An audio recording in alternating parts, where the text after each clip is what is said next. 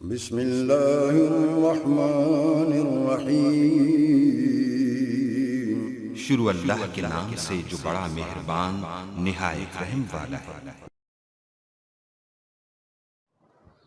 بسم اللہ الرحمن الرحیم۔ السلام علیکم ناظرین، آپ دیکھ رہے ہیں بریلینٹ پی ایس سے، میں ہوں آپ کا ڈاکٹر شاہد چشتی۔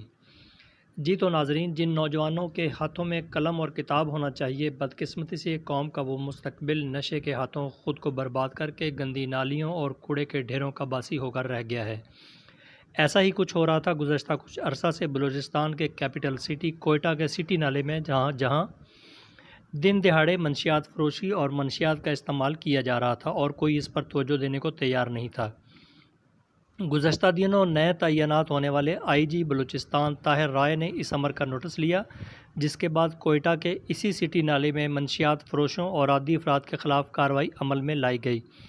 کارروائی کے دوران 300 سے زائد افراد کو گرفتار کر لیا گیا۔ یہ operation S P operation Asad Nasir, S P city Shaukat Memon اور ایس پی قائد آباد کی نگرانی میں کیا گیا۔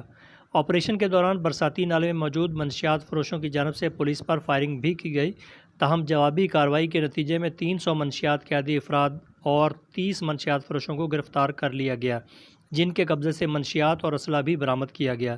سٹی نالے میں منشیات کے عادی افراد کی بنائی گئی خیمہ بستی بھی نظر آتش کر دی گئی، جہاں منشیات فروشی اور نوشی کا بازار گرم تھا۔ جی ویورز، اگر آپ نے ابھی تک ہمارا چینل سبسکرائب نہیں کیا تو سبسکرائب کیجیے اور ساتھ میں دیے گئے گھنٹی کے بٹن کو ضرور دبائیے تاکہ اپڈیٹس آپ کو باقاعدگی سے ملتی رہیں۔